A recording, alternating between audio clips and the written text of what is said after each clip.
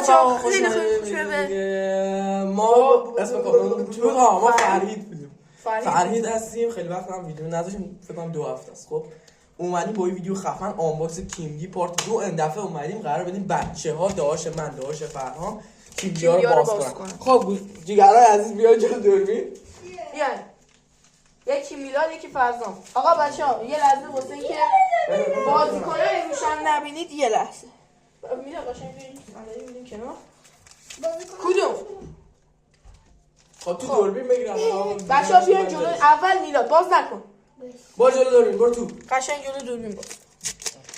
نه یکم اول یه جور که دوربین خوب باشه. الان خوب. باز کن. آفرین. این کدوم؟ میلاد هر چی در اومد مال خودت. از لیورپول حالا. کدشو نشون نده. دست رو کدشو نشون نده. دست رو کدش بگیر. چه خری. اینجوری نکن. کارت آلیسون بکر. ببینم من نیدم. پشتش کدشم نگرفتی. برچسبش چیه؟ دیوید بکام. امضای آلیسون بکر. بله. اینم دیوید میاریم مال بکام. خودت. این کدش نه. برو عقب. حالا فرزان بیاد. قشنگ جلو دوربین باز. قشنگ. نمیشه از پشتش باز کنم. از هر جور اگه دوست بخوای داری باز کنی.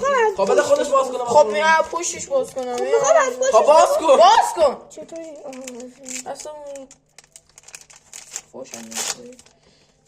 پرایم. خب جلو دوربین بگیر. خب کدشو بگی. دیوید بکامه. دیوید بکام شماره 2 پرایم.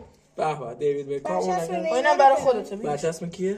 نیمار پرایم. نیمار. آی حاجی کاش کارت این در میومد. بگیم کارتش نه. خب بچه‌ها مرسی که این ویدیو رو تا آخر نگاه کردید. تا یه ویدیو دیگه فعلا گود بای.